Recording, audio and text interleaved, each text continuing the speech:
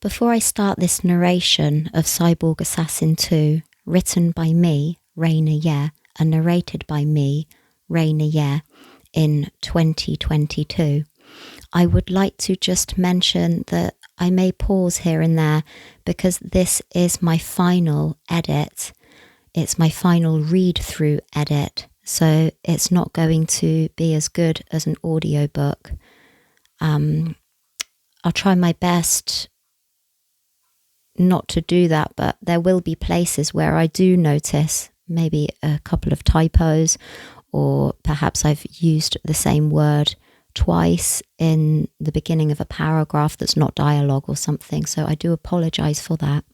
But I hope that you listen to Cyborg Assassin 1 on YouTube and enjoy it, and I hope you'll come and listen to this book as well. Presently, if you sign up on my mailing list, you can get a free Cyborg Assassin 2 book. So I hope you can find that link on my TikTok account or my Instagram account, where there are clickable URLs which lead you to my sign up form to get your free download of Cyborg Assassin 2 via a book funnel link. Anyhow, here we go. Cyborg Assassin 2, written by Raina Ye and narrated by Raina Ye. Chapter 1, A Curious Noir Blast. Urkel. Urkel terminated her holographic rock climb and deactivated her virtual reality program. She waited until her feet touched down on the holopad before stepping out from her bubble of light. A shadow under levitating red glow balls caught her attention. The eagerly awaiting youth shifted from foot to foot. The other VR air spheres were in use, and he waited his turn, holding out his bark-covered hand. A few leaves fluttered from his hair branches when he lurched towards her. She forked over the VR remote. Beneath the glow of infrared, Urkel stared up at the 10th floor, surrounding the cavern which housed the ancient Beluvian spaceship, Black Silver. Behind its beelu glass shell, in cavernous passageways, one of the 5 sisters descended steps. The woman, Zarita, tried to remain inconspicuous by cloaking her shaved head in a cowl. But Noirplast's senses were sharp, and Urkel could detect her signature heartbeat and aura. Noirplast didn't see infrared the same way that Beluvians perceived that end of the spectrum. Noirplasts could alter their eyesight at will to detect energy. Urkel focused her gaze as the woman jogged down more steps. Zarita was anxious today. Red pulsated within the left side of her aura. There was no green, blue or purple, just dirty yellow and that angry red. The last time Zarita had visited the Forbidden Territories in the depths of Mount Alimazi, she had brought a human. He didn't have gigantic eyes or a shaved head like the sister, but small yellow eyes and white hair and skin.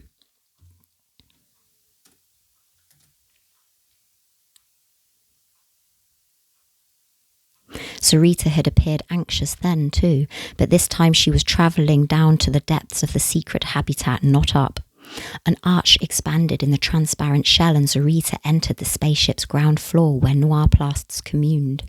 Urkel took a step back when Zarita passed inches away. The cloaked sister continued to an outcrop of black bamboo where a high concentration of infrared glow balls levitated, bathing the foliage in energy which imitated the Arthean red dwarf.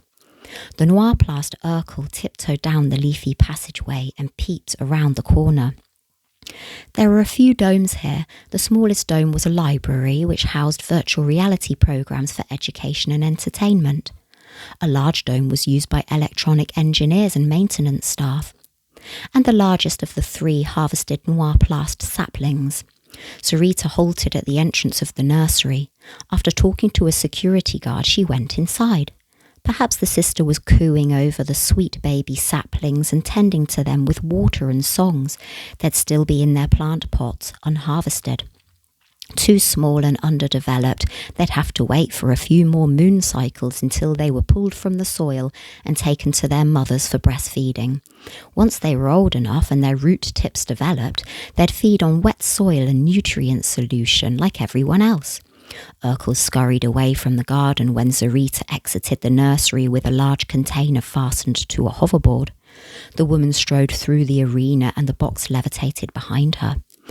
Most noirplasts were too busy gaming or making out to notice the bug-eyed human and her cargo. The sister rounded a passageway and Urkel followed, reactivating her energy vision. Watery footsteps glittered indigo in short, jerky movements. She followed Zarita through inclining corridors. By the time she arrived at a ladder below a hatch, she was out of breath. Many noirplasts knew the hatch existed, but entering the forbidden territories was unauthorized. That didn't hinder Zarita from using their home as an exit route. I'm going to just change that. I'm going to say entering the territories above Black Silver.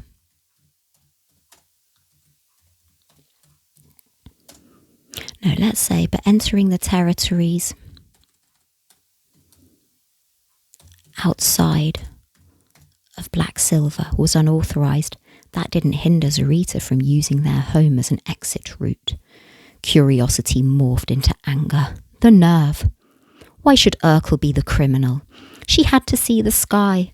Holographic skies were not enough anymore, no matter how high-tech their virtual reality games. She'd suffered in a habitat she didn't belong to for 14 Arthian years.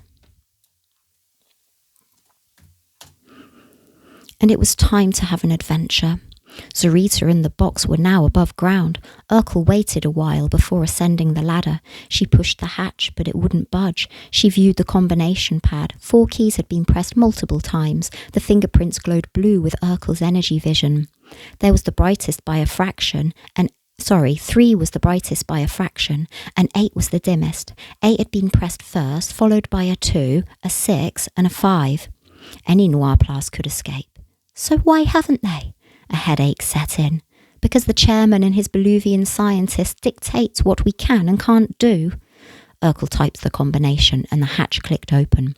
When she climbed out, the wind blew through her hair branches and caressed the bark on her face.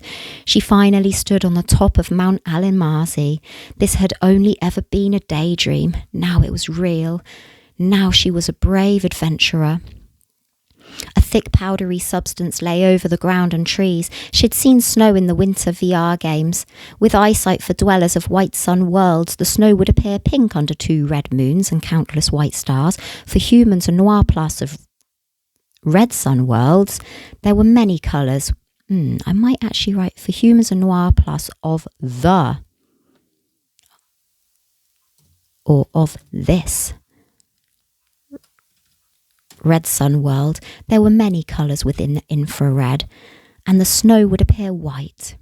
But when Urkel accessed energy vision, the snow twinkled indigo like the woman's wet footprints. Urkel crouched for a few minutes, checking for danger. Although she couldn't see the sister, she could hear her. I want to capitalise all of these sisters, because there's a reason they're called sisters. The white Beluvian within her proximity... the white Beluvian was within her proximity. The cargo inside the box. I'm not going to call her a white Beluvian. There's no need to.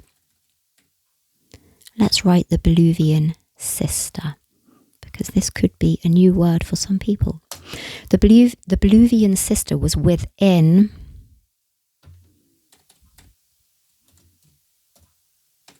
Urkel's proximity. The cargo's inside the box. But what are you doing here, Haru? I'm Professor Sissia's boyfriend, a deeper male voice said. You're kidding. Why wouldn't you believe me? Professor Sissia's a Beluvian. You're a Jurgen. His voice rose in volume. There's no need to be racist. I just speculated that a non-Beluvian man couldn't be interested in a Beluvian woman. Why? Because of your massive black eyes? Yes. I'm not that shallow, so tell me, what's in the box? Zarita cackled. You don't know? Sissia wouldn't tell me. I thought you'd be more concerned about your son. I trust he's in excellent hands. Aren't you going to ask about Akio? How is he? How's Chandis? They're all well. Chandis might adopt another orphan called Jimmy. Akio's not an orphan. When will you come back? When I have more money. I want to buy us tickets to Mayleeda. That'll cost a fortune. Tell me what's in the box. Never. If Professor Sissia wished for you to know, she'd tell you herself. No, Haru. It's confidential. I prefer you call me Ren. That's what they call me on Shepherd Station. Even Sissia? Yes. You and your secrets. What do you expect? Yet she knows about Akio and your connection with Hidden City. There's stuff she knows and stuff she doesn't. Urkel grappled to understand. Where was the man taking the box? What were the goods? Noirplast saplings? I still don't understand why Sissia sent you to deliver the box to the Shepherd Station, Zarita said. I had business in Vorta, he told the sister. It made sense for me to make the trip. I'm doing Professor Sissia a favour. And she's your girlfriend, he growled. Yes. Well, resources are tight. Rocket fuel's expensive. The Free Land Party has reduced handouts to Osmo Technologies. Urkel grimaced. Rocket fuel? OK, Haru said. What shall I do with the hoverboard afterwards? Leave it at Deep Locks. Professor Sissia can collect it on her next delivery. Next delivery? Don't worry. The sound of the hoverboard whirring away brought Urkel back to the present. She scurried up a tree, dumbfounded by her suppleness. Zarita passed underneath. Fresh snow covered both sets of footprints. The hatch clanged. Urkel's legs became restless. She leapt out the tree and staggered from the forest until she stood on the mountain.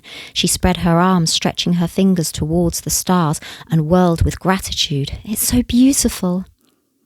A massive structure she had assumed was the peak caught her attention, and as soon as she focused, it appeared to be a man-made pyramid. She approached it with cautious awe and climbed the bank of snow piled against one of the three surfaces. She traced a wall with her fingertips. Some kind of quartz.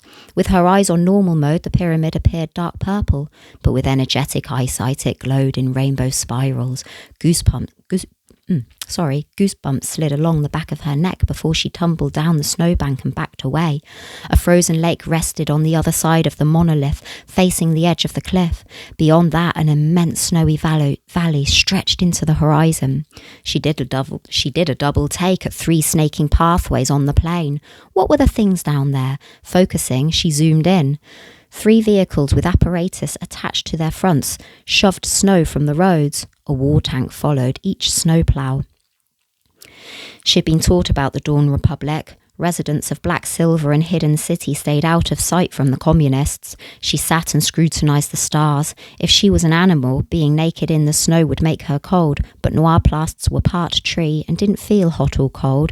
Sure, they got hungry and out of breath, but temperature changes were just fine. Mama and Papa would soon wonder where she was. A fresh cauldron of nutrient solution would be prepared for Noirplasts to bathe their roots in. She stared at the snowy lowlands one more time before returning to the forest. The hatch wouldn't budge. Even when Urkel projected root tips from her 10 fingernails, the metal remained tightly jammed. Her stomach clenched as choices soared through her mind. She could go into a meditative trance and meet the Noirplasts on the astral plane. They could open the hatch and let her inside, but they'd scold her for breaking the law. Perhaps they'd consult the 5 sisters. She might end up in a dungeon. Mama would be angry. The other option was to search for the entrance which led to Hidden City, but humans didn't know about Noirplasts, not even those veiled in the depths of the Marzi Pass. Only the 5 sisters knew. Urkel imagined the shock on their faces. All Noirplasts understood how to get to the bay with the cave. They'd learnt the stories about how the rescued victims of war found asylum in Hidden City. Her geography teacher had said Ragnar Bay was directly in line with the smallest mountain which rose nearest to the ocean. It was called Baby Mountain in ancient Vortanese. To Ragnar Bay she'd go. She'd expose herself to the humans to avoid Mama's wrath. It would be a long hike. Chapter 2. Selfish Coward. Oshun. Oshun gaped at the message bleeping inside her airsphere. Access denied. She made several attempts to re-enter the world of the communists as a double agent in Teresa's body, but she hadn't gained access since their submarine exploded. Was it real? Is Teresa dead? Her metal feet clanged on steel as she marched away from the wargaming sphere towards the exit. She bashed the access button and left the chamber. Although Oshun was supposed to study for her quantum meteorology exam, she had to find Professor Kelly. Perhaps the senior quantum particle wrangler would help. If she could chat to Captain Timmy or a game developer, they might tell her whether the explosion had truly happened. She broke into a jog through passageways to the engineering department in the spaceship's belly. When she arrived at the engine bay, she halted, baffled. The massive ball of green energy levitated between the two pillars again. Her tiny dreadlocks tapped against her temples as she shook her head. Why were they harvesting tachyons? They'd only just released them. And where was everyone? She'd searched the small empty antechamber, which usually contained hovering interfaces displaying systems information. Kelly? Bob? I'll just add here. It was empty. Kelly? Bob? Oshun bit her lip and sprinted back the way she came. Who would she communicate with? Unlike Kelly, Oshun didn't have a communication device. She headed for Kelly and Bob's sleeping quarters. Before knocking, she listened carefully. It was silent. Professor Kelly was a chatty person. Usually Oshun would hear her heavily accented voice as she discussed matters vividly with her Enderlish boyfriend. Not now. With a fluttery feeling in her chest, Oshun knocked on the door. Nothing. She pressed the buzzer. No answer. She'd go that mile to the bridge and demand to speak to the captain, especially now she couldn't find her friend and boss. There weren't many people on the ship since the Marines had left, but she usually ran into robots and other crew members on her brief journey between her gaming room and engineering. She must have jogged 10 times that distance and still not seen anyone. Her speed slowed when she entered the corridor which led to the bridge. She hesitated at the security door, then pushed the switch on the communication interface. "How can I help you?" a woman asked. "I need to speak to Captain Timmy." "Scan your identity." Oshun raised the inside of her forearm. "Where do I scan it?" "Here." An infrared beam glowed from the rectangular panel. After the identification check and waiting a minute, the voice said, "Captain Timmy is busy in a meeting. Is this urgent?" A slight chill travelled through her prosthetic limbs. "Yes, I cannot find my boss and the tachyons. Is there a problem in the engine room?" Yes. Pat Kelly is in a meeting with the captain and other members of the crew. Shall I fetch her? No, it's just I was wondering where she was, and I have to discuss an urgent matter involving my participation in military operations on Arceus. Is there a problem in the engine room? Heat warmed her cheeks. No, but Captain Timmy and Professor Kelly are busy. Their meeting could run on for a few hours. I recommend you return to your cabin and study for your exam, which has been brought forward. Moved forward? Yes, to tomorrow morning. But I need to revise more. That's not fair. That's why you must return to your cabin and study. Although Oshun listened to a lecture for an hour on quantifying complex dynamics of a correlated system and environment, the information came and went without absorbing into any clear level of understanding. She repeatedly listened to no avail. The true queries in her mind concerned why Kelly and Bob had harvested the tachyon particles again after recently going through complicated procedures to discard them. Oshun recoiled from the video before swiping the air sphere away. She rubbed her eyes. It was getting late. Her stomach groaned, so she prompted the interface on the wall beside her bunk and picked the only vegetarian option. She kneeled to accept the steaming bowl of food from the hatch. After sucking up the last noodles and draining the remaining soup, she was about to return the bowl to the hatch when someone knocked on the door. Her pulse speeded up. "Kelly? Are you going to let me in?" Oshun opened the door and remained standing as the brunette sat on the spare bunk. Her smile didn't reach her eyes. "I heard you went all the way to the bridge on your own and begged to speak to me and the captain." She sniffed from foot to foot. Not sniffed. She shifted from foot to foot as all her questions poured out of her. Kelly made no sound as she allowed Oshun to rid herself of her burdens, but then the woman's face crumpled and she wept. Oshun sat beside her and gripped her hands. "What is it? Did Teresa die?" "I don't know anything about the games, but I have terrible news." "What?" "The reason we harvested the tachyons is that we have to leave. Arceus spacecrafts couldn't detect Arthean spacecrafts could detect us, and if one belonged to Dawn Republic, the operation could be disclosed. Where will we go? Kelly let out a wail and hugged Oshun tightly. Captain Timmy says Admiral Marsh is very impressed with your gaming. She hopes you will stay. Stay where? In orbit. Oshun clutched her arms to her chest. But how? There's an international space station. Kelly's shoulders curled forward. You can pose as a communist student researching plant matter in space. What? You'd live with a team of biologists in the labs there. It's an enormous space station. You'd stay in one of the many departments. She sniffed and cuddled Oshun. You don't have to. You can refuse. Come back with me. I'll adopt you. Her heart seemed to freeze, then pound. You mean that? Yes, I don't have a child, as you know. But where would we live? You haven't stepped a foot on land for 20 years. Oshun considered the grief Kelly had been through at the hands of her murdering schizophrenic mother. Would you like to live on the spaceship with me? Is that an option? Her belly fluttered. Where would we go? The hell away from here. Kelly chuckled. I don't know. Captain Timmy hasn't decided yet. But what about the Marines? Are we leaving them on Artheus? This war will continue for many years. The Interstellar Mayleedian Military is helping. Their operation will be more surreptitious and their spacecraft will remain in orbit safely. They have superior technology. We're not safe here. Kelly shook her head. Not on this old Durble-knee ship. Come with me. Would we live on the spaceship forever? Kelly tossed her long hair, then palmed the tears from her cheeks. You wouldn't. You'd be free once you were 18. Would you like to travel the stars? Images of inhumanity flicked through Oshun's mind as she recalled the game she had played. Both her and Kelly were unsure whether those were actual memories of the Marines who had left her here. I'll fight the war for my mum. No, Kelly's eyes appeared feverish and overbright. You don't know how bad the Nerthus Military has been to you. I do. I know they lied. Your mother wouldn't want that.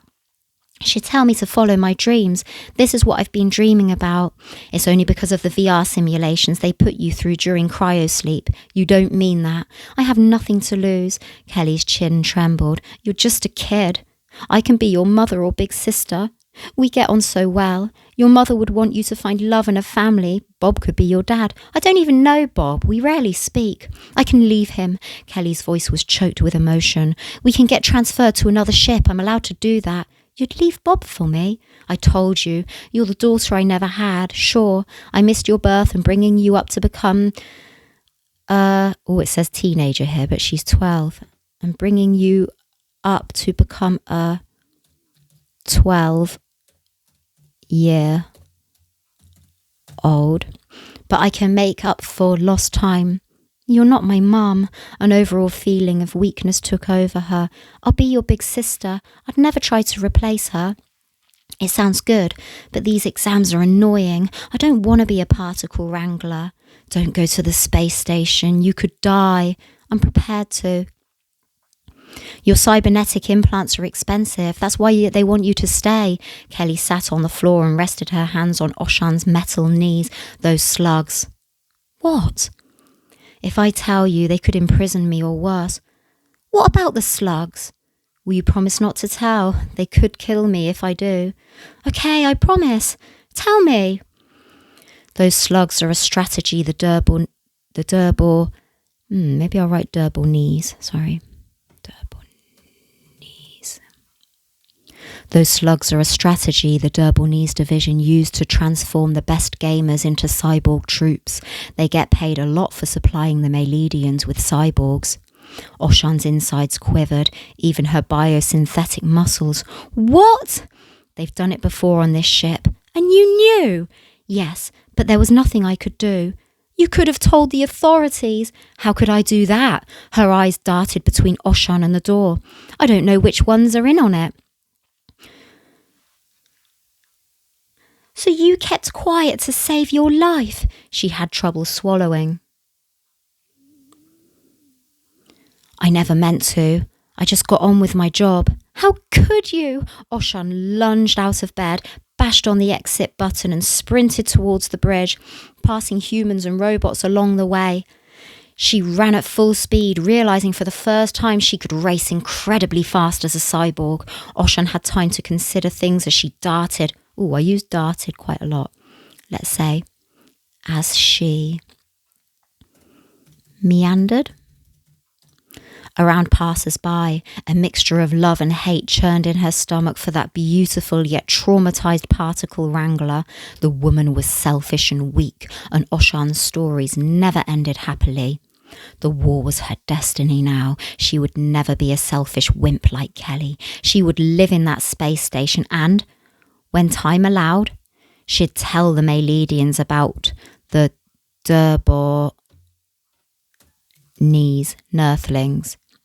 about what the Durbanese Nerthlings had been doing to their teenage Marines. Oshun was still a child, but they'd done it to her too.